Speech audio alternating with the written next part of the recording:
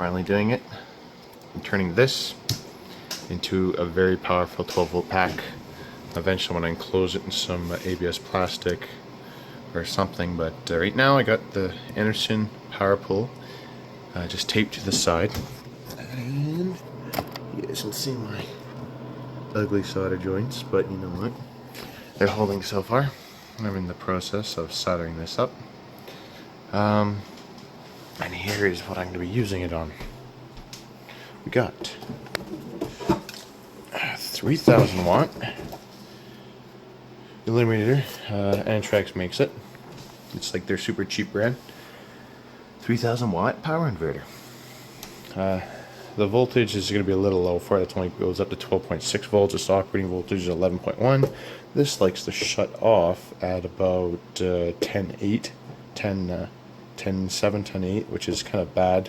But we're going to see how this works, because I don't have to use that battery on this. I can, if this doesn't work, I'm going to take this battery and it's going in the back of my Jeep permanently.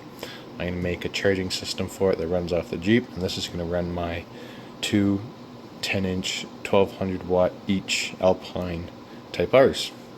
And this is going to be pretty much the ultimate, if it comes to that, the ultimate battery for running your sound system, because it doesn't have voltage sag. Like when the bass pounds, it's not going to sag and go back up and sag. It's pretty much going to stay at its constant voltage, which is awesome.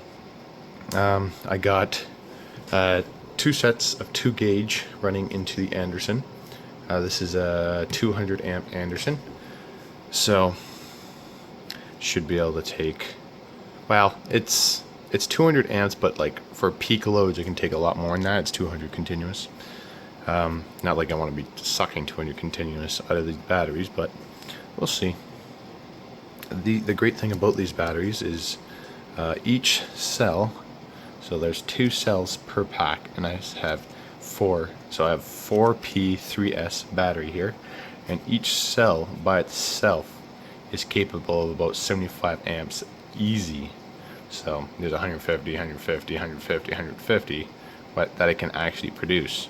So this pack is going to be able to produce a ton of current, much more than any car battery, because these are real amps. These are not cranking amps where the voltage can dip down to like 7 or 8 volts. This is going to be like, what did I say? This is going to be like 600 amps at 12 volts.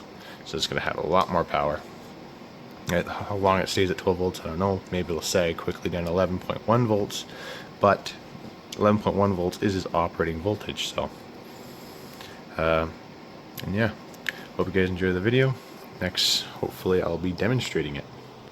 Guys, finally finished it. Well, it didn't finish, but got it so I can test it. A messy garage as usual. Gotta clean it up. So what do we got here? We have a 33 amp hour lithium polymer battery pack. Only 33 amp hours. It's fairly small. Like you can see it in comparison to my power meter on my hand. It's pretty small. And I got 2 sets of 2 gauge. Actually no, sorry, 1 set of 2 gauge and 1 set of 4 gauge. It's uneven. It's not ideal, but it's just the way what I had at the time. Going into this power inverter, 3000 watts. These are all my connections. They all seem to be alright so far. I'm going to check all the batteries at the end of the test to make sure they're evenly drained. But we got 12.7 volts at the battery. It's not even fully charged. This gets charged up to 12.6 volts. We're going to turn this on and give this saw a try. This saw takes a ton of power to start. It's 15 amps to start.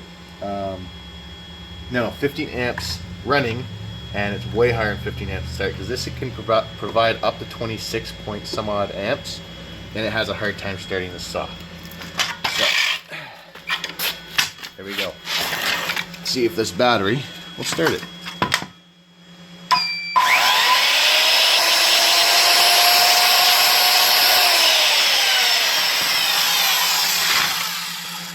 Should have warned you it's going to be loud anyways. Here we go.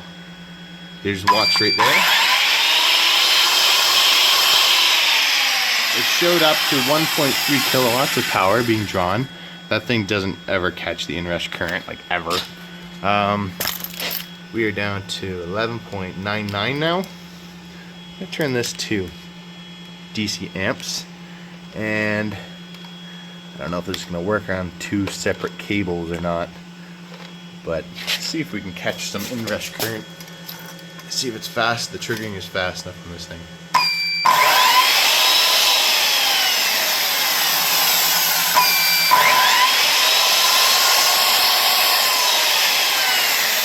There's something wrong there, because this saw does not take 36 amps just free spinning like that. Wonder what it is. Maybe it's because I still have it connected? I don't know. Try it again, because this thing normally works pretty good.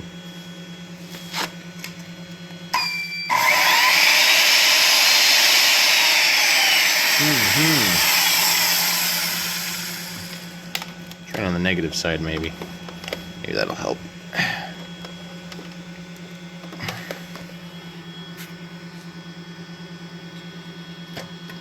Here we go. What's going on here? Having a hard time starting it all of a sudden. Is anything warm? Nothing's warm. Is anything warm on this side? Nothing's warm. Okay. What's going on? All of a sudden it's having a hard time starting it, and I'm wondering if I knock something loose. Sorry guys, I was pointing you in the right direction there for a sec. What are our battery voltages again?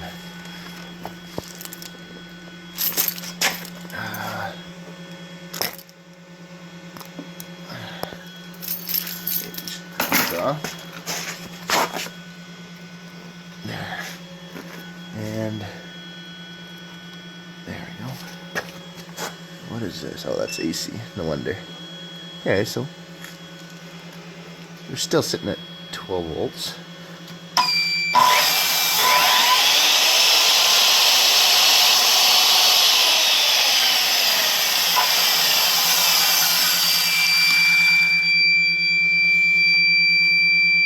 And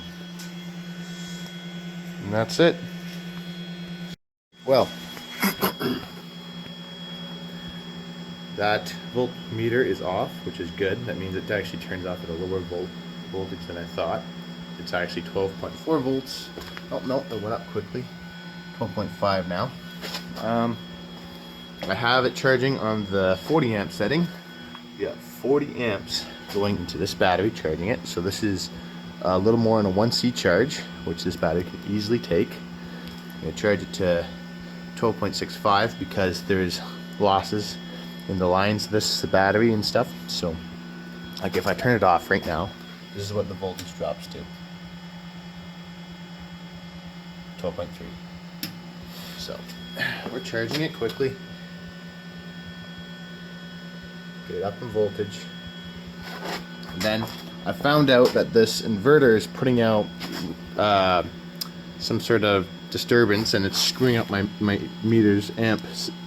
So if I put it over here, we can see the inrush current that it takes from the batteries. The actual inrush current. You know what? We're close enough. I'm going to shut this off. So we are now sitting at 12.37 volts. I'm going to change it to amps. I'll hook this up. Okay, so this is going to be. I gotta just get the saw. I'm not going to use it. This is the inrush current of this saw. That was 218 amps for a second. That looked like 279 amps per second on that one. I don't know, you guys can pause it or something. Around 220 again. That's awesome. Now, I kind of want to look at the volts again. So, AC, DC, so 12.18 we're sitting at. You saw that it dipped down, but that could be my terrible solder joints. That could be all kinds of things.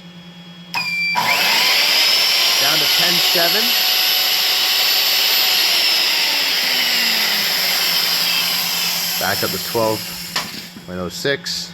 Try it again.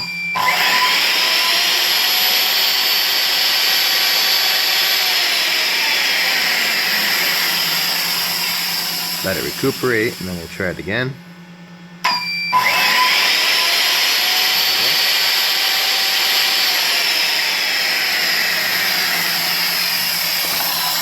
This is awesome. Let's see what the inverter's saying.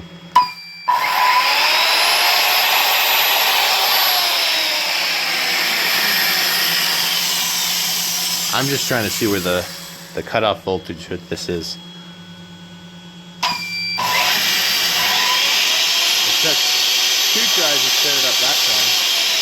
That's like the second that this pack drops below 12 volts, it's no longer good for running with this inverter.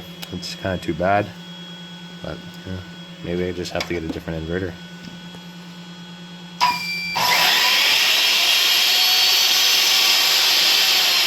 Again, it started, so that's good. I'm thinking that I just need to beef up these wires a little bit more. Maybe put another strand on top of each of these, and I'll be able to take the surge even better.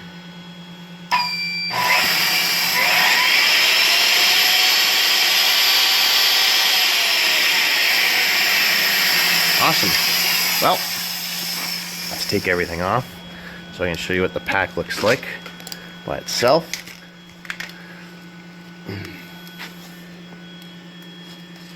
Man, these Anderson plugs are great. And that's it. That's the pack. Nice and small.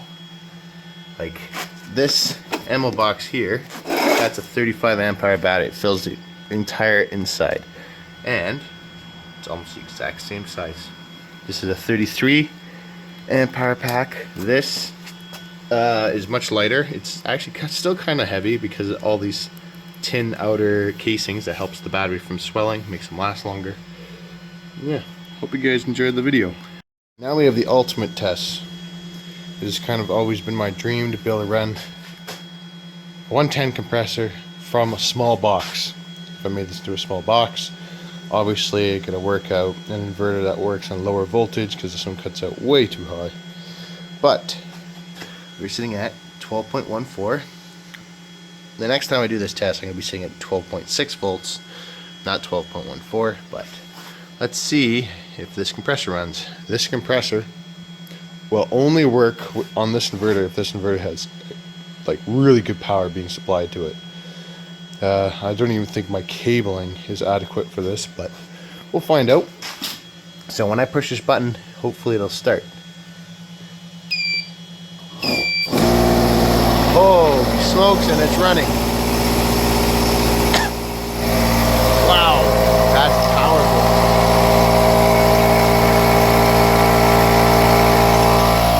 This is amazing. Now this is a good, it's whining about low power. Just checking, this is the weakest spot here with the wires. It's not warm yet. Still not warm. We're at 11.15.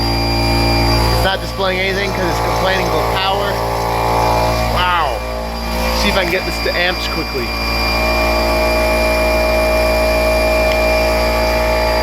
(103 amps. Wow. That's continuous too. That's amazing. Okay, so I'm gonna shut this down for now. Awesome. Okay, so that is the completed portion of my test. These wires aren't even warm, so they're obviously not stressing too much, but I still think I'm gonna put another one across, just to reduce any type of